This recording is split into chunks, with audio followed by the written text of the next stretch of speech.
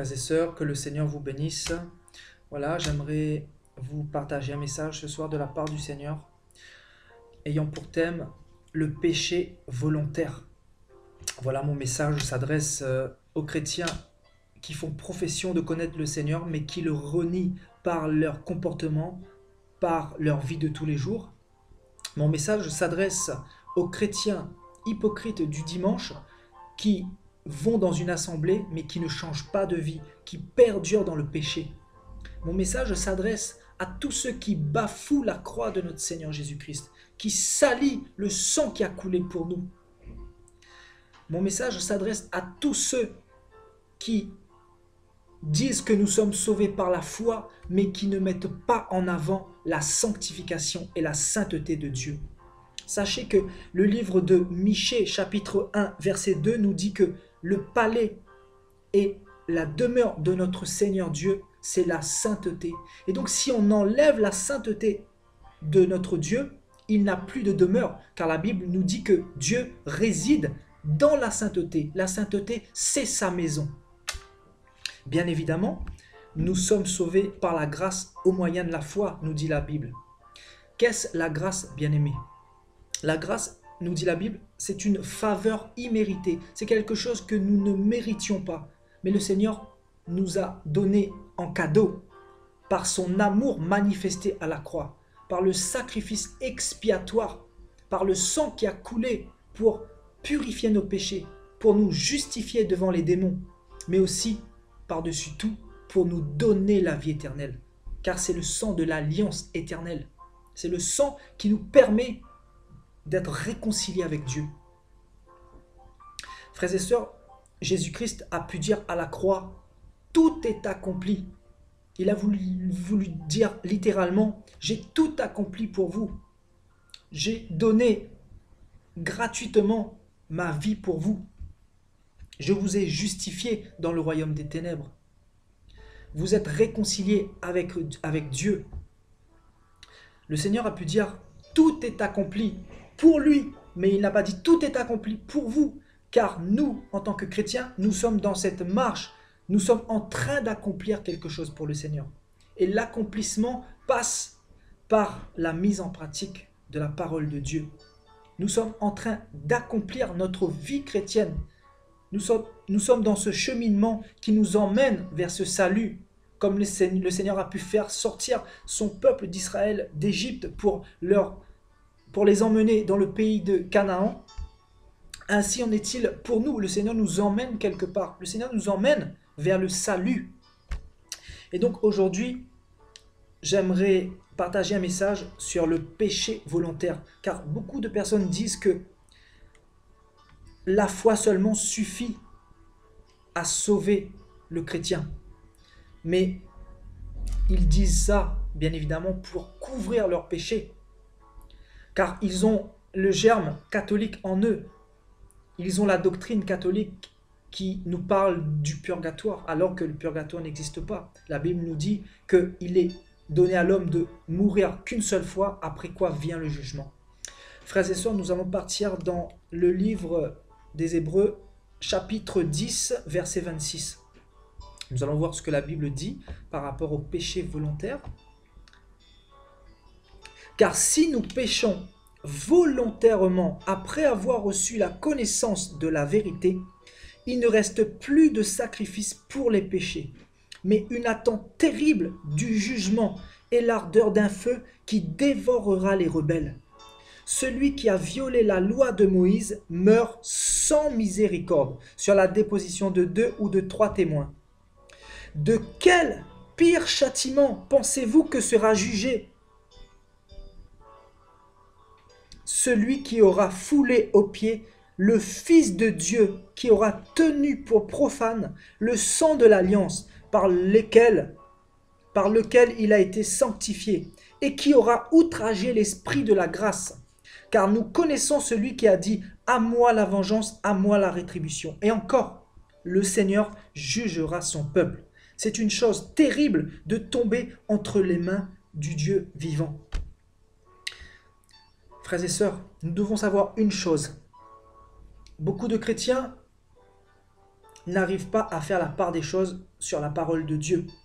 Quand nous dénonçons le péché, ils disent mais toi, tu ne pêches pas, pourquoi tu ne fais que dénoncer les ordres, etc. Nous ne dénonçons pas, nous ne disons simplement ce que nous avons vu et ce que le Seigneur nous donne de dire tout simplement.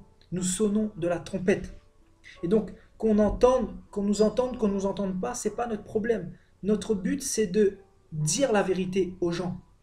Et donc là, la Bible nous parle du péché volontaire. Et donc, si nous péchons volontairement après avoir reçu la connaissance de la vérité, bien aimé, après avoir lu la parole de Dieu, après avoir connu Jésus-Christ, si tu continues à pécher volontairement, c'est que tu n'as pas reçu Jésus-Christ dans ta vie. C'est que tu n'es pas né de nouveau.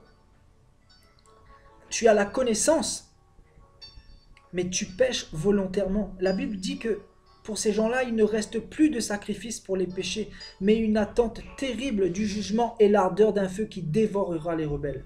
Sachez que le Dieu de la Bible n'est pas le Dieu Père Noël que les catholiques ont prêché. N'est pas le petit Dieu d'amour qui caresse les gens dans le sens du poil. Non, Dieu est amour, mais il est avant tout juste. Juste. Le sceptre de Dieu, c'est la justice et l'équité. Donc le Seigneur ne peut pas se renier. Et donc si nous péchons involontairement, bien évidemment que nous sommes pardonnés. Mais si nous péchons volontairement après avoir reçu la connaissance de la vérité, nous sommes en train de salir le sacrifice de Jésus-Christ à la croix. Et la Bible nous dit que celui qui a violé la loi de Moïse meurt sans miséricorde. Sur la déposition de 2 ou de 3 témoins, de quel pire châtiment pensez-vous que sera jugé digne celui qui aura foulé aux pieds le Fils de Dieu et qui aura tenu pour profane le sang de l'alliance? Bien-aimés, sachez que nous, sous la grâce, nous allons être jugés plus sévèrement que ceux qui ont été sous la loi.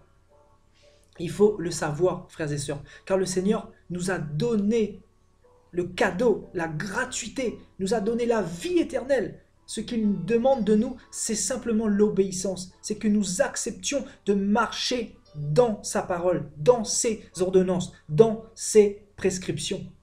C'est tout ce que le Seigneur nous demande. Donc, nous n'avons plus aucun prétexte, car le Seigneur nous a justifiés par son sang. Son sang coule continuellement sur nous. Nous allons partir dans 1 Jean,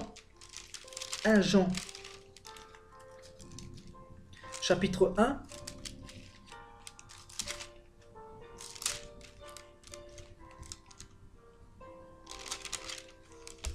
Jean chapitre 1, verset 6. Si nous disons que nous sommes en communion avec lui et que nous marchions dans les ténèbres, nous mentons et nous ne pratiquons pas la vérité. Mais si nous marchons dans la lumière, comme il est lui-même dans la lumière, nous sommes mutuellement en communion et le sang de Jésus-Christ, son Fils, nous purifie de tout péché. Frères et sœurs, si nous disons que nous sommes en communion avec Jésus-Christ et que nous marchons dans les ténèbres, nous marchons dans le péché littéralement, nous nous mentons à nous-mêmes. Nous mentons, nous sommes dans le mensonge. Mais si nous marchons dans la lumière, c'est-à-dire dans la sanctification, dans la sainteté, dans les ordonnances que Dieu nous demande de suivre, comme il est lui-même dans la lumière, car il est la sainteté personnifiée, nous sommes mutuellement en communion et le sang de Jésus-Christ, son Fils, nous purifie de tout péché. La Bible nous dit que quand nous marchons dans la sanctification, quand nous marchons selon la parole de Dieu, quand nous refusons les péchés volontaires, c'est-à-dire le mensonge, la masturbation, l'adultère, la fornication, le vol, l'abus d'alcool, etc., etc. Quand nous refusons ces choses-là, nous sommes mutuellement en communion avec Jésus-Christ et son sang nous purifie. C'est ça qu'on appelle la grâce. Spirituellement, son sang nous lave continuellement jusqu'à notre mort. Et donc, si nous vivons dans cette marche d'obéissance à notre mort, les anges de l'Éternel viennent nous chercher afin de nous emmener vers le salut que Dieu nous a promis, frères et sœurs. Et donc, là, il est question du péché volontaire. Le péché volontaire, c'est ce que Dieu ne veut pas pour nous. Dieu nous demande de nous détourner du péché volontaire, des choses que nous connaissons qui sont mauvaises. Toutes ces choses que j'ai citées, la fornication, l'idolâtrie, le mensonge, la magie, l'adultère, etc. Dieu nous demande de nous détourner de toutes ces choses-là. Bien évidemment que nous sommes pécheurs. Moi qui dénonce le péché, moi-même je suis pécheur. Ça m'arrive de pécher volontairement comme tout le monde. Involontairement, pardon, dans la pensée. Nous ne sommes que des hommes. Nous faisons menteur à Dieu si nous disons que nous n'avons pas de péché. C'est ce que la Bible dit. Nous sommes tous pécheurs. Mais à la différence du chrétien hypocrite, je vis dans la sanctification. Et la sanctification, c'est de marcher selon la parole de Dieu. C'est de délaisser les péchés volontaires dans lesquels nous étions auparavant, frères et sœurs. Nous allons partir dans Romains 6. Nous allons lire un peu la parole, car la parole nous fait beaucoup de bien.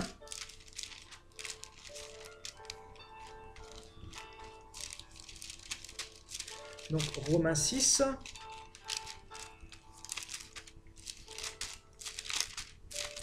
C'est la parole qui libère, la parole qui restaure, la parole qui nous vivifie, et la parole qui nous transforme aussi, frères et sœurs. Donc, Romains 6, que dirons-nous donc? Demeurions-nous dans le péché afin que la grâce abonde? Loin de là. Nous qui sommes morts au péché, comment vivrions-nous encore dans le péché? Ignorez-vous que nous tous qui avons été baptisés en Jésus-Christ, c'est en sa mort que nous avons été baptisés. Nous avons donc été ensevelis avec lui par le baptême en sa mort, afin que, comme Christ est ressuscité des morts par la gloire du Père, de même, nous aussi nous marchions en nouveauté de vie, frères et sœurs. La Bible nous dit que le chrétien qui a reçu le baptême, il est mort avec Jésus-Christ spirituellement. Sa chair a été crucifiée et il a reçu l'Esprit de Dieu afin qu'il puisse marcher en nouveauté de vie. Si quelqu'un a reçu Jésus-Christ, il peut marcher en nouveauté de vie. S'il n'a pas reçu Jésus-Christ, s'il n'a pas eu cette rencontre personnelle, s'il n'a pas compris l'amour de Christ et le sacrifice de notre Seigneur à la croix, il ne peut pas marcher en nouveauté de vie. Et donc nous ne pouvons plus marcher dans le péché, car nous avons été ensevelis avec Jésus-Christ par le baptême. Car la signification du baptême, c'est mourir pour renaître en Christ. Quand nous faisons notre baptême, nous renaissons, nous naissons de nouveau, littéralement, afin de marcher comme Jésus-Christ a marché. Et donc le terme à retenir ici, c'est nouveauté de vie. Nous devons marcher en nouveauté de vie. En effet, si nous sommes devenus une même plante avec lui par la conformité à sa mort, nous le serons aussi par la conformité à sa résurrection. Et la parole nous encourage à demeurer dans la sanctification, dans cette nouveauté de vie, car nous serons ressuscités comme Jésus-Christ a été ressuscité, sachant que notre vieil homme a été crucifié avec lui, afin que le corps du péché soit réduit à l'impuissance, pour que nous ne soyons plus esclaves du péché, car celui qui est mort est libre du péché. Or, si nous sommes morts avec Christ, nous croyons que nous vivrons aussi avec lui, sachant que Christ, ressuscité des morts, ne meurt plus. La mort n'a plus de pouvoir sur lui, car il est mort, et c'est pour le péché qu'il est mort une fois pour toutes. Il est revenu à la vie, et c'est pour Dieu qu'il vit. Ainsi, vous-même, regardez-vous comme morts au péché, et comme vivants pour Dieu en Jésus-Christ. Frères et sœurs, il faut nous voir morts au péché. Nous ne devons plus pratiquer le péché, car nous sommes une nouvelle plante, une nouvelle semence, une nouvelle créature en Jésus-Christ. Que le péché ne règne donc point dans votre corps mortel, et n'obéissez pas à ses convoitises. La Bible nous encourage à ne pas obéir au péché, car le péché nous environne facilement, nous dit la Bible. Ne livrez pas vos membres au péché comme des instruments d'iniquité, mais donnez-vous vous-même à Dieu comme étant vivants de mort que vous étiez, et offrez à Dieu vos membres comme des instruments de justice, car le péché n'aura point de pouvoir sur vous, puisque vous êtes non sous la loi, mais sous la grâce. Et donc je continue au verset 15. Quoi donc? Pécherions-nous parce que nous sommes non sous la loi, mais sous la grâce? Loin de là. Ne savez-vous pas qu'en vous livrant à quelqu'un comme esclave pour lui obéir, notamment à Satan, car le péché c'est Satan, ne savez-vous pas que en vous livrant à quelqu'un comme esclave pour lui obéir, vous êtes esclave de celui à qui vous obéissez, soit du péché qui conduit à la mort, soit de l'obéissance qui conduit à la justice. Donc, frères et sœurs, de qui veux-tu être esclave? De Jésus-Christ par l'obéissance ou du péché par Satan? C'est un choix à faire. Mais grâce soit rendue à Dieu de ce que, après avoir été esclave du péché, vous avez obéi de cœur à la règle de doctrine dans laquelle vous avez été instruits. Ayant été affranchis du péché, vous êtes devenus esclaves de la justice. Je parle à la manière des hommes à cause de la faiblesse de votre chair. De même donc que vous avez livré vos membres comme esclaves à l'impureté et à l'iniquité pour arriver à l'iniquité, ainsi maintenant livrez vos membres comme esclaves à la justice pour arriver à la sainteté. Dieu nous demande de nous livrer à la sainteté, à la justice. Car lorsque vous étiez esclaves du péché, vous étiez libres à l'égard de la justice. Quels fruits portiez-vous alors quand vous étiez dans le péché? Des fruits dont vous rougissez aujourd'hui, notamment pour ceux qui ont reçu l'Esprit du Seigneur. Car la fin de ces choses, c'est la mort, frères et sœurs. Mais maintenant, étant affranchis du péché et devenus esclaves de Dieu, vous avez pour fruit la sainteté et pour fin la vie éternelle. Car le salaire du péché, c'est la mort, mais le don gratuit de Dieu, c'est la vie éternelle en Jésus-Christ, notre Seigneur. Frères et sœurs, la parole est puissante, la parole parle d'elle-même. Je vous exhorte à méditer Romains 6, car Dieu nous parle énormément dans ce passage concernant le péché. Nous allons partir pour finir dans 1 Jean 5, 18.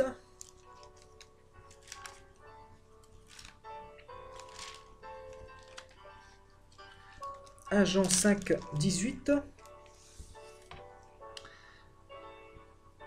Nous savons que quiconque est né de Dieu ne pratique pas le péché, mais celui qui est né de Dieu se garde lui-même et le malin ne le touche pas.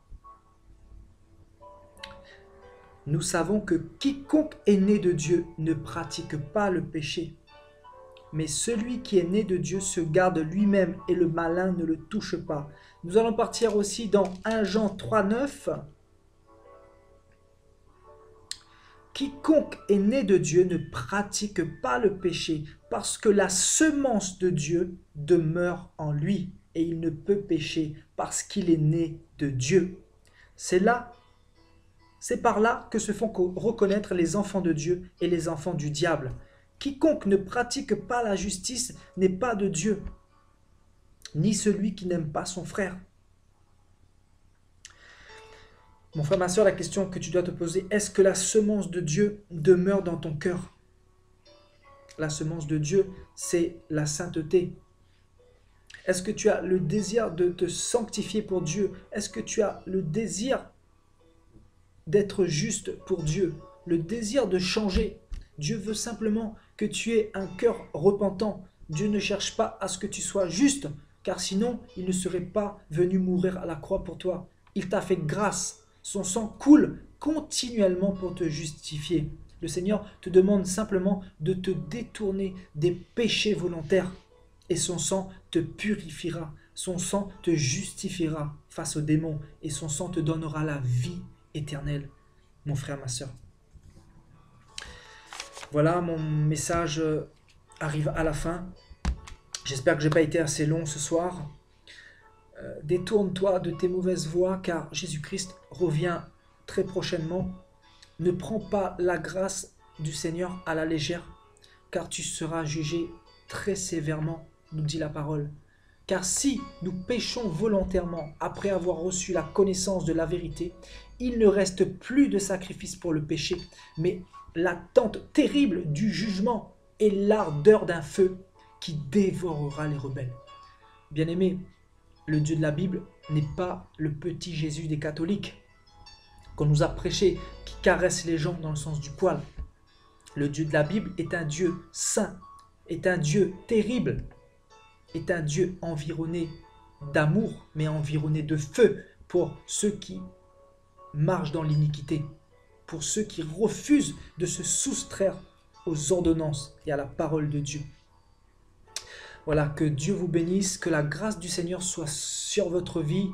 Prenez la bonne décision et je vous dis à la prochaine pour une exhortation. Amen.